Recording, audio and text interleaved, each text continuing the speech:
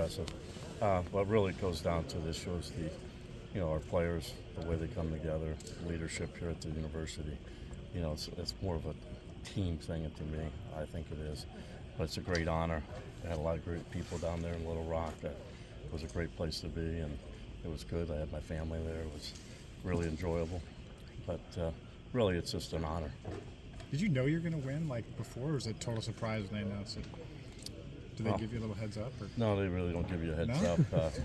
I almost, to be truthful, I almost stayed home.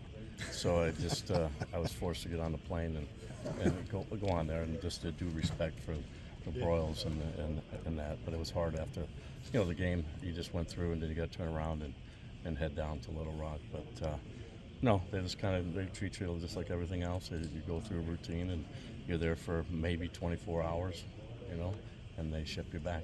So you didn't think you were going to win? You must not have thought you were going to Well, win. it's very hard to do the things that you look at the guys that were on there.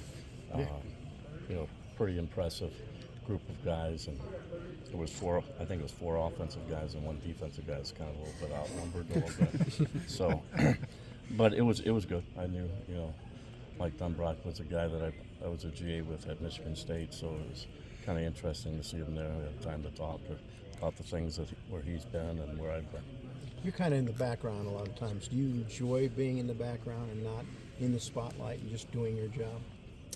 Well, I think, why you got into coaching was to help young kids, It's more about them. I mean, really, what I do is just trying to help kids to play at the fullest, best potential they have, and hopefully I can get them there. If I don't, it's kind of like a failure on mine, so some kids don't get it. Some kids do reach their full potential, but I never got into it for awards or anything like that. I'd just rather coach my guys and leave me alone.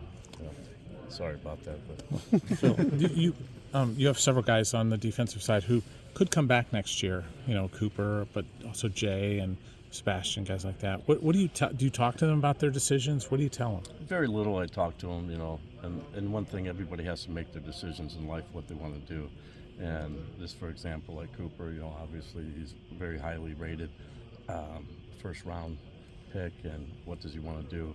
And the one thing you do, it's your life. I'm not going to be mad either way. You earn the right to make that decision. Other guys, you try to talk to them and say, hey, sometimes it could be your last time playing, in college ball, and not everybody makes it in the pros. It's very rare. So you got to make your own decisions for your own reasons. And it's kind of like what I've done for my career.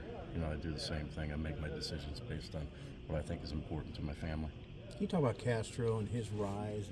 And I haven't seen a safety close like he does. Where did that come from, that improvement? I think it comes within, we watched him when he was in high school. He's a guy that's very active, and one thing, he's full go. Once he sees where the ball's going, he knows how to get there and knows what angles to take. And usually when he comes there, he gets in there with a good attitude of, wants to deliver a blow. And that's one thing, if everybody would do that, at all times, it would be really interesting, to see how we would be then. But, it's hard to do that every day, and he's just one of those guys that has it in him. He loves the game of football, and that's a simple game. Tackle the guy with the ball, and he sees where the ball is, and he goes fast. And hard. I'm curious to ask a little bit about. Go ahead, Scott. I know it was a special teams play, but one of the players you recruited and as a backup, Cohen, entering this play in the championship game. What did you think when you saw it, not only live, but then, of course, on video? And maybe what kind of examples does that set for, every single player who's ever played football? Well, this is one thing I took out of it. And obviously, when I went down to Little Rock and they asked me about, who's number 4? And it was really interesting when I came back and I talked to Cohen about it. The first thing he said, hey, Coach, I missed the tackle. You know what I mean? And he's thinking right and doing right. And he has a really good upside. I'm happy to be able to have a chance to coach him for a couple more years. But he's really on the rise, and he's really doing a good job. And just the way you think and how you go about your work, and he represents exactly what we want here at Iowa. So were I'd you also be surprised curious. when he made that effort? It doesn't sound like that surprised you. No, it doesn't surprise me. I wish he wouldn't have missed the tackle. You know what I mean? But just to see him, afterwards, I seen him pushing our guys away from, and then pushing the other guys. I mean, that was probably the most impressive play I saw in the game. but obviously, you know, the correction that he was putting forth, he thinks right, and that's what you want to do. It's a humbling game. Everything you do in this game, you know, one day everybody's patting you on the back, and the next day they're, you know, saying something different because they just don't understand what it takes to be a good football player, and it's hard. I mean, you see it in the NFL, you see it in college, you see it in high school. It's hard to be a really, really good football player because you have to be right all the time. You know, and our guys have been practicing. This is the thing, is they practice. Doesn't mean it's going to be perfect, but a perfect practice gives you a chance to succeed. You know, and I think our guys have been doing that. Looking back at another guy from high school, I mean, Cooper DeJean was not the most highly recruited kid coming out. I mean, just a handful of little, you know, mostly small school Division I offers. What did you see out of him that made you think this guy could maybe be what he's become for the Hawkeyes? Well, you know, a couple things I watched him besides the football stuff that you see on the game when he was in high school, but the way he was in the basketball court, the way he moved around there, that was impressive. And then really just kind of coaching him and how he takes coaching and how he sees things as a football player. There's a lot of things that he sees that other guys don't pick up, and I don't, you know, everybody says, is it natural or not? I think it's been a long process from when he was a little kid of being around different games. You know, whatever he's doing, he's running track or whether he's playing basketball or football, I think all those things come together and it adds a memory in your brain of seeing things. And then the more you see, the more your reaction, the faster you are reaction. He just sees it, and he's always wanting to learn. And it's kind of funny because we've seen him, there's a couple plays on there when we go back and we're playing a year ago or even 2 years ago, we bring up old tapes. He sees himself on the field and he kind of chuckles and laughs like how much progress he's made. So really happy for him the way he's going. And you know, he's just, to me, he's just one of a kind. He's really been a really good football player for us, and he has a lot of upside still to go. And I think he's, you know, you start talking about, I don't know about Niall Kinnick because I never saw him play, but this might be the 2023 version of Niall Kinnick. I don't know, but I think he's a really good player and he's a really good person. Three more questions? You talk about enjoying helping guys develop. Why is that something that's important to you? You know, there's more things than just developing as a football player. I think you're developing as a person. And, you know, sometimes when I just remember myself going through college, I really didn't have an idea. I didn't know you can get scholarships and to play the game of football. And then the opportunities that when I went through, I probably didn't take advantage. Somebody was probably telling me, but I wasn't really taking advantage of all the opportunities that you have when you go to university, the people that you meet.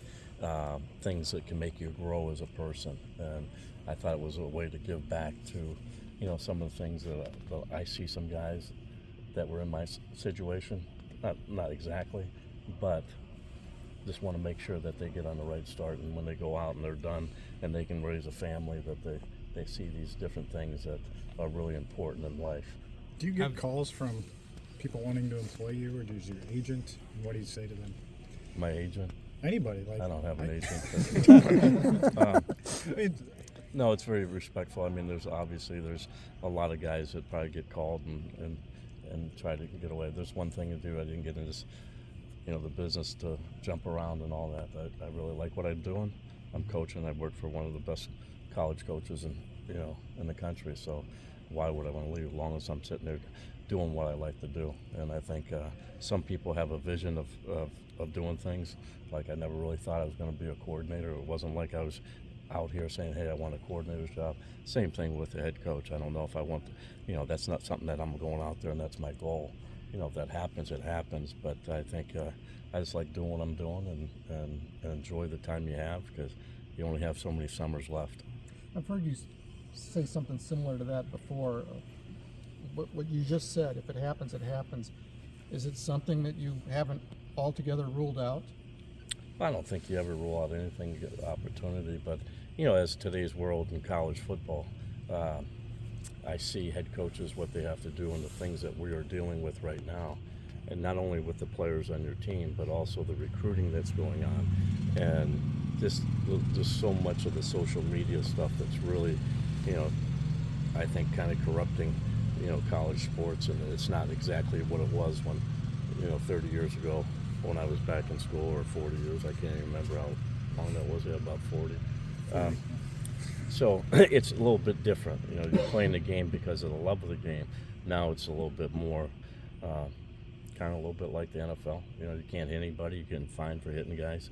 Nowadays, I think there was probably at least $100,000 last week that had to be yesterday. Just in that game yesterday, it had to be paid.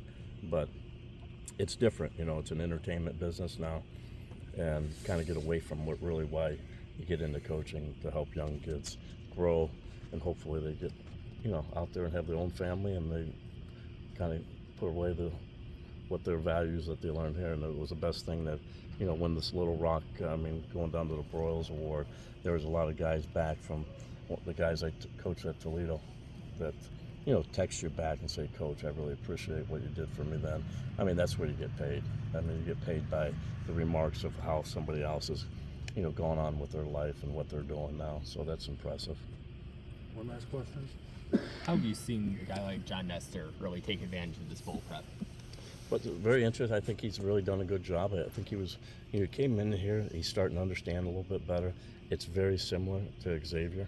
You know, Xavier came in here and he really grew for that whole month that you're going through there, and we try to give him as much practice time that you can with still keeping your other guys fresh. And he's really starting to grow, and he's put himself in a position to really compete for, you know, a job over there at the corner position, and he can play the cash. So really excited to see where he can keep growing.